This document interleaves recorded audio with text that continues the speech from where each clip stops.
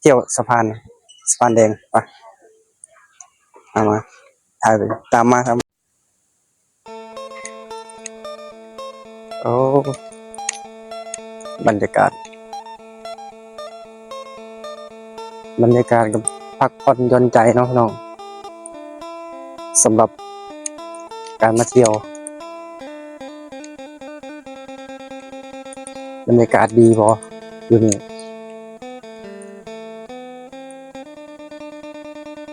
เดี๋ยวเห็นไหมมีไหม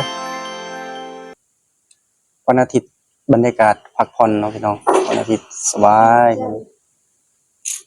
ว่างหาเที่ยวนะน้องพี่น้องสำหรับบรรยากาศมื้อนี้ก็อยู่ไอ้สะพานแดงสมุทรสาครเนาะหาเล่นถ่ายกับแก๊กถ่ายคลิปเนาะบรรยากาศก็ดีอยู่เดี๋ยวมื้อนี้สิเอาบรรยากาศ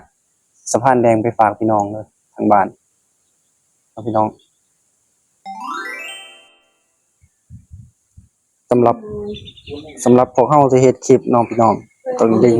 ศักยภาพของเราออกมาหาถ่ายภาพที่มัน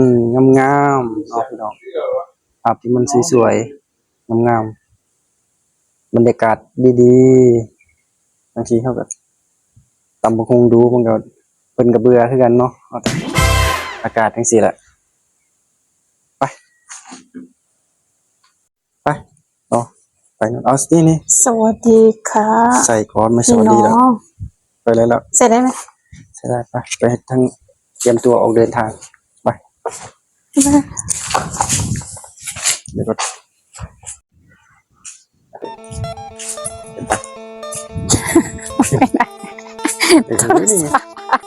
เราไปแล้วโทรศัพท์หายพอแล้ว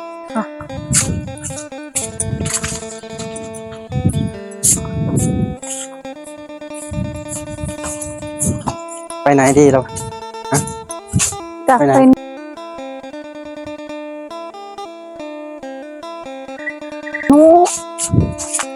นู่นพ่อไปนี่นี่ไหม